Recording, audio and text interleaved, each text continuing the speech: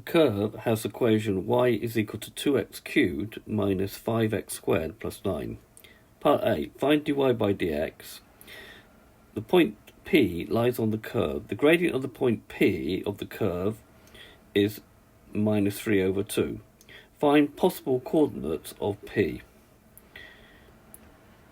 Alright, so we've got y is equal to 2x cubed minus 5x squared plus 9.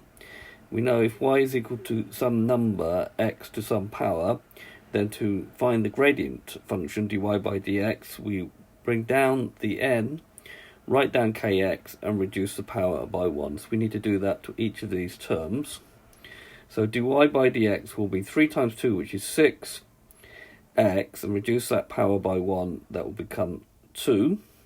Here we're going to have minus 10 x, and reduce the power by 1 will be 1, but we don't bother writing the 1 in. And we know if we differentiate a constant, we get nothing. So that is the answer to part A. Right, we need to now find the points on the curve. It says will be points because it says possible coordinates.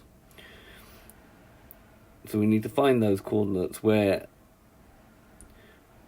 these points have a gradient of minus 3 over 2. So as this is the formula for the gradient, we now write that 6x squared minus 10x must be equal to this, and now we solve this equation.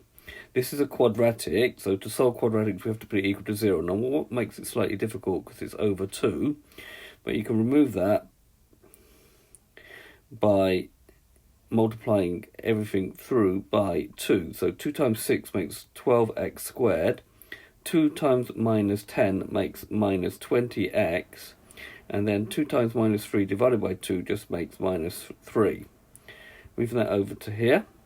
To solve quadratic, put it equal to 0, so we'll add 3 to both sides. So adding 3 to both sides, we get 12x squared minus 20x plus 3 is equal to 0. Now this does actually factorize, but in an exam, maybe we should just use the quadratic formula to solve it. Fortunately, the quadratic formula is written down in the exam. So x is equal to minus b plus or minus the square root of b squared minus 4ac over 2a. So a will be 12, b will be minus 20, and c will be equal to 3. So we've got x will be equal to minus b, so minus 20, plus or minus the square root of minus 20 all squared. So that has to go into bracket, or just write 20 squared if you prefer. Minus 4 times a, 4 times 12 times c, which is 3. Make sure you take into account the sign. All over 2a, so it's 2 times 12. So minus 20 gives me 20.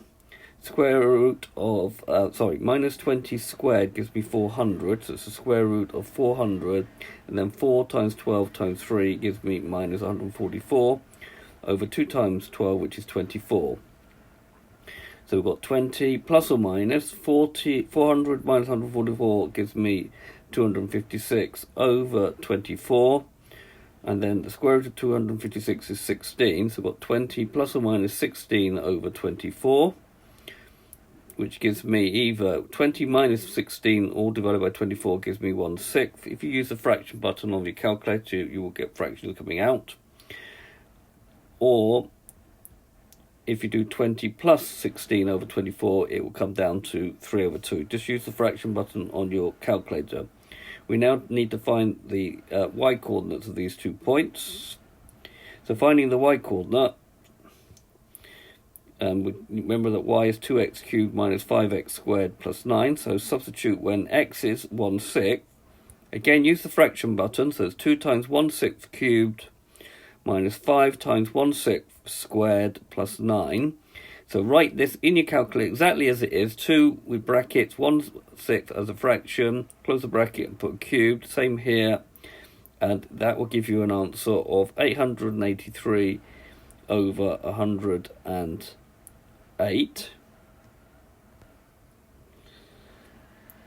And now when x is equal to 3 over 2, same thing, write it in, substitute it in carefully. Y is equal to 2 times 3 over 2 cubed minus 5 times 3 over 2 squared plus 9, use the fraction button, use the brackets on your calculator, write it in exactly as it's written there, and that will return 33 over 4.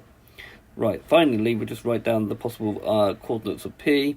So we've got P is 16, 883 over 108, or P could be 3 over 2, 33 over 4. Now, sometimes when you do this, you might just get one coordinate, or you might find there are actually no coordinates where the gradient is equal to the value given.